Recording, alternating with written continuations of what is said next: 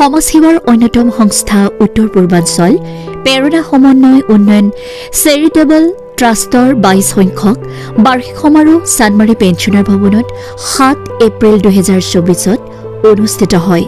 প্ৰতি বছৰৰ দৰে এই বছৰো ফুলেশ্বৰী ডেকাৰ সুৱৰণীত পেৰোনা বঁটা প্ৰদান কৰা হয়। বঁটা গ্ৰহণ কৰা সফল হ'ল। শ্ৰেষ্ঠ গায়িকা বঁটা গ্ৰহণ কৰে বৰ্তমান জনপ্ৰিয়তাৰ শীৰ্ষত থকা দীপান্বিতা ডেকাই। শ্ৰেষ্ঠ উদীয়মান গায়িকা বঁটা গ্ৰহণ কৰে নেহা ভাগৱতীয়ে। সেইদৰে সাহিত্য জ্যোতি বঁটা জয়ন্ত বৰপূজাৰীয়ে। সাহিত্য ৰত্ন বঁটা বিশিষ্ট সাহিত্যিক চন্দ্ৰধৰ কলিতাই। নৃত্যশিল্পী প্ৰেৰণা বঁটা জনপ্ৰিয় নৃত্যশিল্পী পূৰ্ণিমা ডেকা চহৰীয়াই।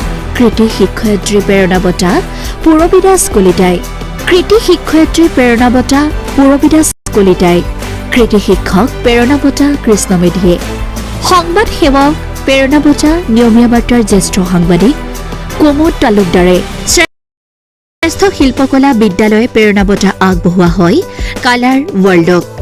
অনুষ্ঠানত সম্বৰ্ধনা জনোৱা হয় বিশিষ্ট সাহিত্যিক ক্ৰমে ডক্টৰ যতীন্দ্ৰনাথ ডেকা, ডক্টৰ নিৰুপা ৰয় বৰুৱা, ডক্টৰ কমল মজুমদাৰ, ডক্টৰ ধনেশ্বৰ বৰুৱা আৰু বিশিষ্ট সমাজসেৱক ডক্টৰ ভূমিধৰ দাসক।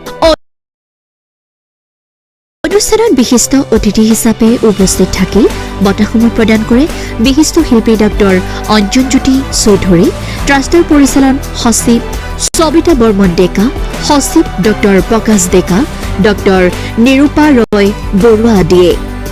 উল্লেখযোগ্য যে জনপ্ৰিয় কবি ডক্টৰ প্ৰকাশ ডেকাৰ কাব্যগ্ৰন্থ সকলোতকৈ আপোন অনুষ্ঠানত উন্মোচন কৰা হয়। লগতে বিশ্ব পৰিৱেশ দিৱসৰ লগত সংগতি ৰাখি ট্ৰাষ্টে চলাই অহা নিম কন্যা লিজা ডেকাৰ তত্বাৱধানত অনুষ্ঠিত কৰি অহা সুদৰ্শন আৰ্ট প্ৰতিযোগিতাত বিজয়ীসকলক বঁটা প্ৰদান কৰে ডক্টৰ যতীন্দ্ৰনাথ ডেকা, বিশিষ্ট আবৃত্তিকাৰ কৃপাঞ্জলি কটকী, বিশিষ্ট ফেশ্বন ডিজাইনাৰ মণি দাস, বিশিষ্ট আবৃত্তিকাৰ অনুৰূপা চৌধুৰী আদিয়ে। অনুষ্ঠানৰ আঁত ধৰে লিজা ডেকা আৰু মণি দাসে। নিউজ ৰিপৰ্ট টকছক 24 ইণ্ডিয়া। পেৰোনা ট্ৰাষ্ট আজিৰ পৰা 21 বছৰ আগত আমি গঠন কৰিছিলোঁ। যিটো ট্ৰাষ্টৰে আচলতে আমি সামাজিক স্বাস্থ্য শিক্ষা স্বনিয়োজন সকলো ক্ষেত্ৰতে আমি কাম কৰি আহিছোঁ। আৰু তাৰে মাজত আমি প্ৰতিটো বাৰ্ষিক যিটো আমি অনুষ্ঠান পাতোঁ পেৰোনা ট্ৰাষ্টৰ, এই অনুষ্ঠানটোত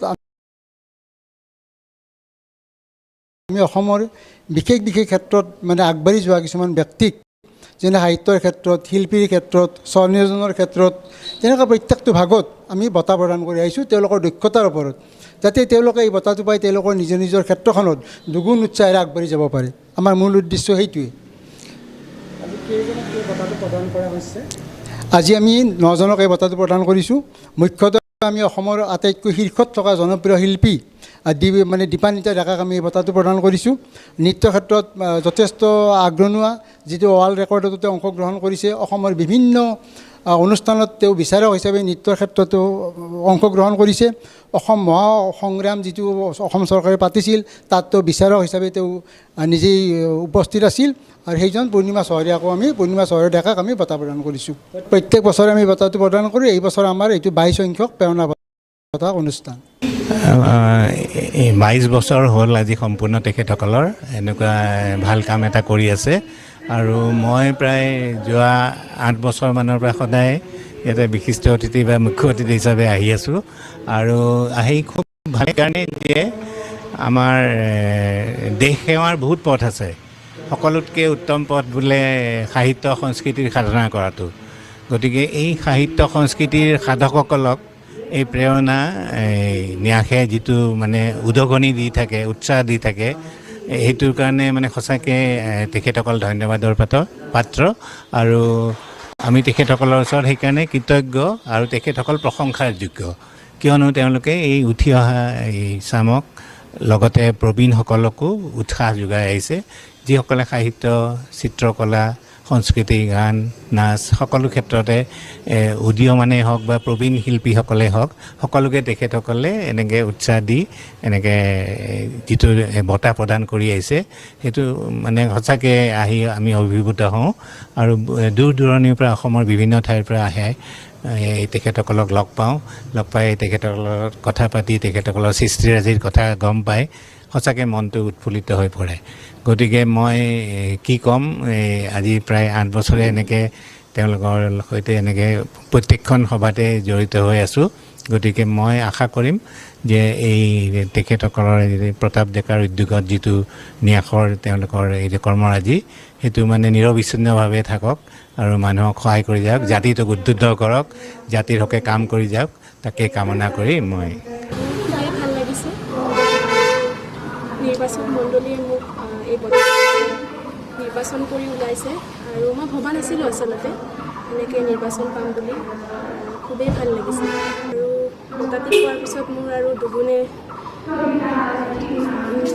আৰু মোৰ হেৰি বাঢ়িব আৰু যাতে মই পিছলৈ মই কাম কৰি যাব পাৰোঁ সংগীতৰ ক্ষেত্ৰখনত আৰু আপোনালোক সকলোৱে আশীৰ্বাদ কৰিব বহুত হিচাপে আগুৱাই যাব পাৰোঁ বঁটাটো পাই খুবেই ভাল লাগিছে বহুত সুখী মই আৰু প্ৰেৰণা দাসক মোৰ ফালৰ পৰা বহুত আন্তৰিক অভিনন্দন জনাইছোঁ আৰু আগলৈ যেন এনেকুৱা সুবিধা দি থাকে প্ৰেৰণা দাসে এইখিনিতে আৰু পূৰ্ণিমা ডেকা চহৰীয়া মোক কালচাৰেল এৱাৰ্ড বঁটা কৰিছে বিগত 22 বছৰ ধৰি সাংবাদিকতা জগতখনত জড়িত হৈ আছোঁ আৰু এই অনুষ্ঠানটিয়ে পূৰ্বাঞ্চল প্ৰেৰণা ট্ৰাষ্ট বিগত 22 বছৰ ধৰিয়েই তেওঁলোকে সমাজৰ বিভিন্ন ক্ষেত্ৰলৈ অৱদান আগবঢ়োৱা বিশিষ্ট ব্যক্তিসকলক সম্বৰ্ধনা জনাই আহিছে সাংবাদিক হিচাপে আমাৰ সমাজৰ প্ৰতি বিশেষ দায়িত্ব আছে আৰু সেই দায়িত্ব কিমান সঠিকভাৱে পালন কৰিব পাৰিছোঁ সেইটো সময়ে ক'ব কিন্তু এনেকুৱা অনুষ্ঠানে বা বঁটা প্ৰদানে নিশ্চয় অধিক নিষ্ঠা আৰু সততাৰে সাংবাদিকতা কৰিবলৈ অনুপ্ৰাণিত কৰিব বুলি মই ভাবোঁ আৰু সেইবাবে